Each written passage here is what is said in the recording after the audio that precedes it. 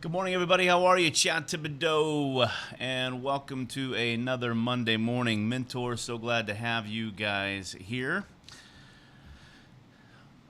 We are streaming live now, and we are recording. So I'm going to just jump right in, and I'm going to start the teaching, and then we'll do some follow-up in a little bit. Today, guys, what I want to do is I want to talk with you about what I call the follow-up gap. And many of you guys know what I'm talking about because you'll go to make a sale. They seem very interested. You've done what we talked about in the other conversation about filling in the decision gap, but at the same time, they just don't buy. And a lot of times what we do is when we get to that point where somebody just doesn't buy, honestly, our hope tank gets depleted and we just give up and we move on to the next prospect. And what I want to do today is I want to talk with you about why great prospects disappear even after great conversations and how to reel them back in without having to chase them. There's an old saying that you're probably familiar with, and it says that there's fortune in the follow-up.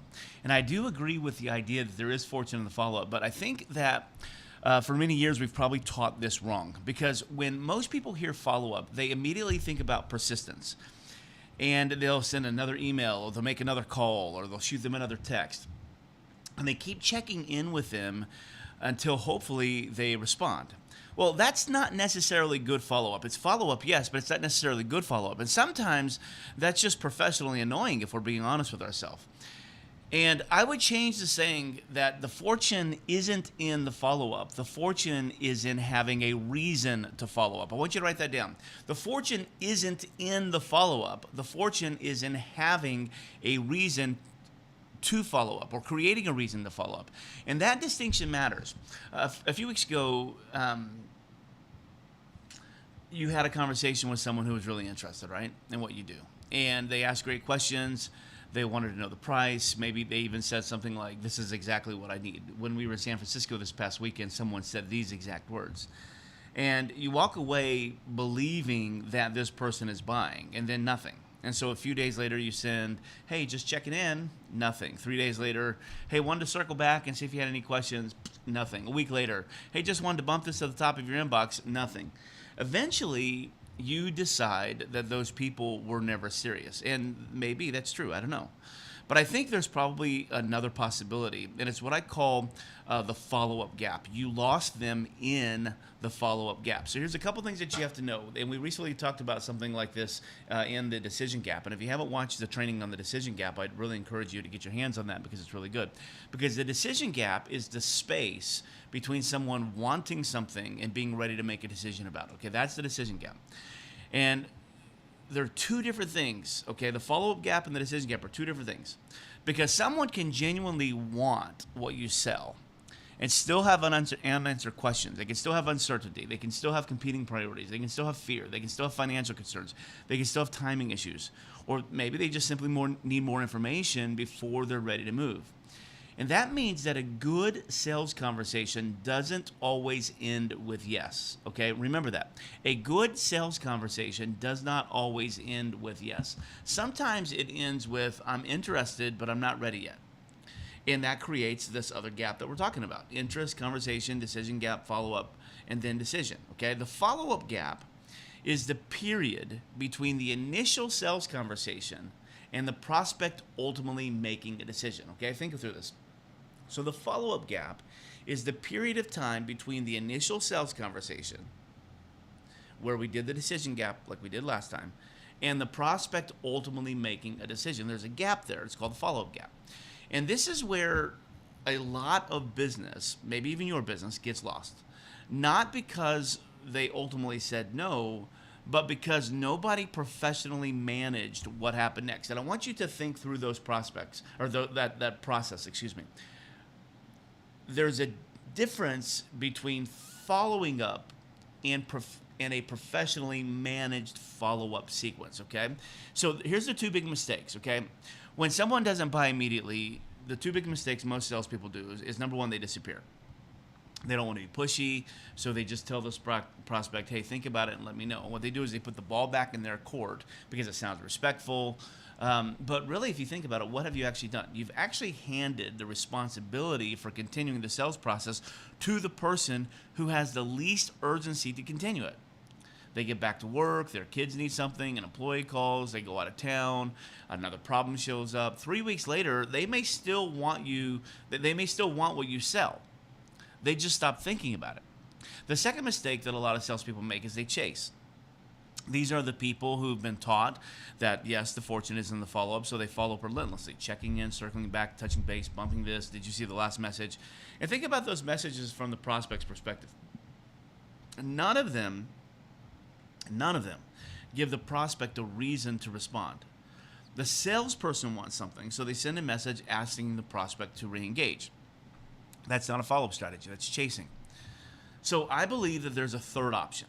So it's don't disappear, don't chase, but manage. Okay? Don't disappear, don't chase, but manage. And that's what I was talking about earlier. It's this professional management of the follow-up. Okay? So there's a few rules to this. Rule number 1.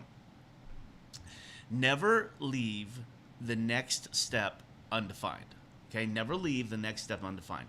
This is probably the easiest thing I can teach you today because you can immediately improve this in your sales process. Excuse me. If you never end a sales conversation without defining what's next, then you're going to be a lot better. Okay? And so I've always been taught that in any relationship, let's say it's dating, okay, that if you go on a date with somebody and it's really, really good, never end that date without creating the next date, okay?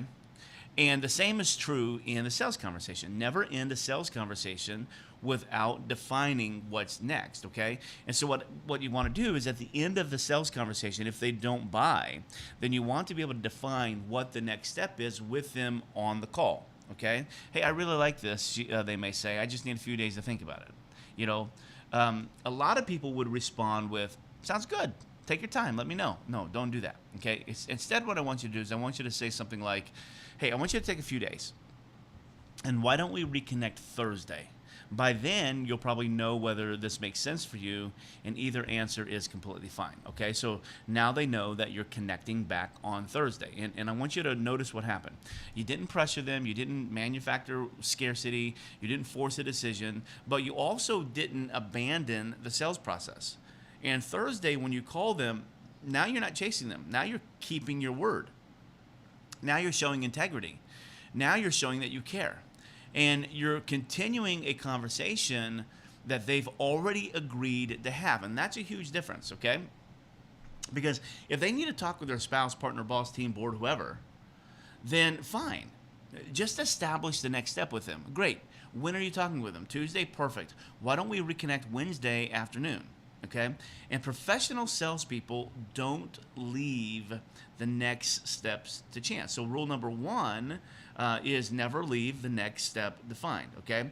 So what happens if there isn't a defined next step? Okay? And so this is where we actually get into the actual follow-up framework. Okay? Maybe the conversation already happened. Maybe you said, let me know. Maybe someone downloaded something, attended your event, they requested information, they expressed interest, but never scheduled another conversation. So now what? Well, you're going to need a reason to re-enter the conversation. So I want to give you 5, okay? I want you to write these down, and I'm going to see if I can share my screen here. I'm going to give you 5. Uh-oh. Well, that did not work. I'm going to give you 5 reasons to re-enter the conversation, okay? And these 5 reasons are important because, like, if you don't want to leave the next step undefined, but let's just say you did leave the next step undefined, okay, which happens, okay? That happens more times than not. Then what I want you to do is I want to show you how we can do that. So the number 1 is, make this a little bit bigger for you. There we go. So number 1 is this, okay? What I want you to do is I want you to think of, there's basically 5 words, okay? I'm going to give you 5 reasons, okay? The 5 words. The first one is resolve. Okay, resolve, okay? Your first reason to follow up is to resolve something that was left unanswered. So I want you to go back to the original conversation and, what did they ask? What were they concerned about? What information were they missing or were you missing?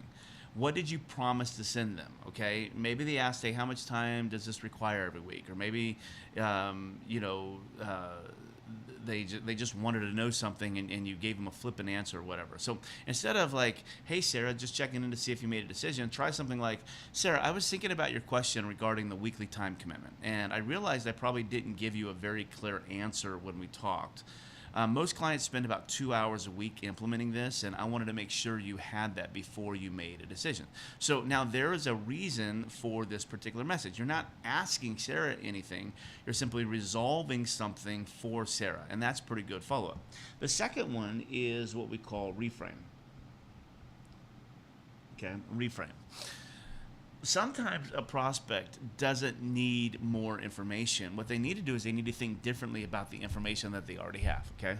Maybe someone tells you, hey, I just don't know if I have time for this right now. Well, a poor salesperson argues, but that's exactly why you need this. Excuse me, okay? Don't do that, okay? And I apologize for the sneeze. Instead, your follow-up may, I have another one. Excuse me. Okay, so a poor salesperson would argue that that's exactly why you need this. Okay, and I don't want you to do that. Instead, your follow-up might say something like, "Hey, I've been thinking about what you said about not having enough time. One thing I've noticed is that people often assume they need to find extra time before they can fix the thing that's consuming their time." Okay, and that may or may not apply to you, but I thought it was worth considering. And so what you're doing is you're not arguing with them with the objection, and a lot of times we argue with the people we're trying to sell. What you're doing is you're giving them a new lens in which to evaluate or reframe the objection, okay? And what the reframe does is it doesn't tell the prospect what to think, it just gives them something new to think about. The third one that we do is we add value, okay? We add value. So when you're trying to follow up, you need a reason to follow up. So now let's add value, okay? This is probably the easiest reason to follow up. Send them something genuinely useful. Now, not something disguised as useful, something actually useful. Okay, maybe you talked about their difficulty generating leads, okay? 2 days later, you find an article, a tool, a podcast, a checklist, something that directly relates to their problem. I want you to send it. You know, hey, Sarah, I came across this and immediately thought about our conversation the other day regarding your lead flow. There's a section about referral partnerships that I think you would find useful. No need to respond. I just thought you'd appreciate it, okay?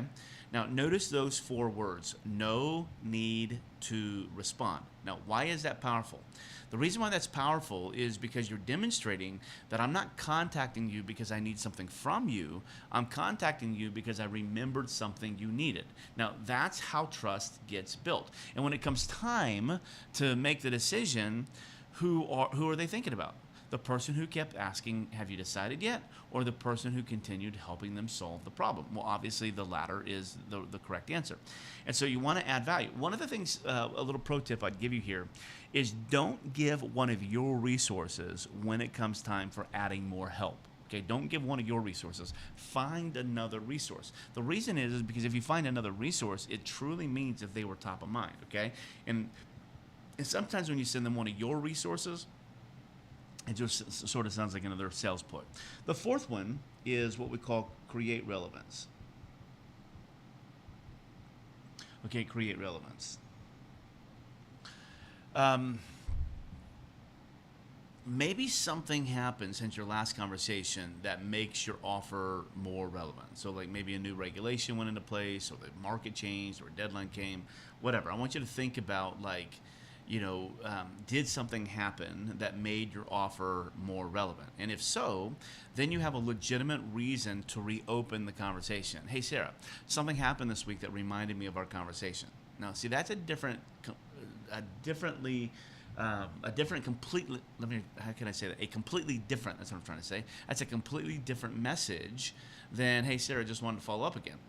You can then explain what changed and why you thought it might matter to them, okay? Because relevance creates a natural reentry point, and that's what you're trying to do. You're not manufacturing any type of urgency. You're just simply identifying something that changed. And the fifth one is we invite a decision. We invite a decision, okay? Eventually you're gonna have to stop nurturing them, and you're gonna have to ask them for a decision. Okay, and this is where some people get a little uncomfortable. Sometimes they'll follow up forever because they don't want to hear no. But your job isn't to keep every prospect alive indefinitely. Your job is to help people make a decision. And so eventually you need to say, hey, Sarah, listen, we've talked about this a few times, and I don't want to become the person who keeps popping into your inbox. It sounds like this is either not the right time or not the right fit, which is completely okay. Before I close the loop, though, I wanted to give you the opportunity to tell me otherwise. Okay, and I like that approach because it's not aggressive, it's very professional. And you'd be surprised how often someone responds, no, I'm still interested. Things have just been a little crazy. So I like to go in with the negative, okay? I like to go in with the negative. Like, hey, Sarah, obviously you're not or, it's been some time now. I don't want to be the person always pestering, always showing up in your inbox, so maybe something came up or whatever. Maybe it's not the right time or the right fit, which is completely okay. But before I close your case or before it closes this loop, I just wanted to give you an opportunity to tell me otherwise. So see, that's really powerful. And if they say something like, no, I'm still interested, things have just been a little crazy, great. Okay, now what you can do is you can establish a next step. And sometimes they'll say, you're right, I'm just not ready. Okay? And sometimes that's a good answer, because now at least as a salesperson, you have clarity. And a clear no is better than an endless maybe. Okay? And so you want to stop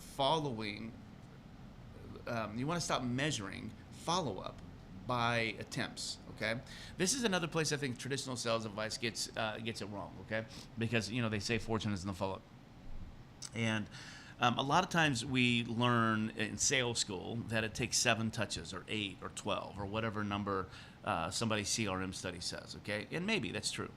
But I don't want you obsessing over the number of touches. I want you obsessing over the quality of the reason for the touch. Because 7 useless emails don't become valuable just because, there's 7 of them.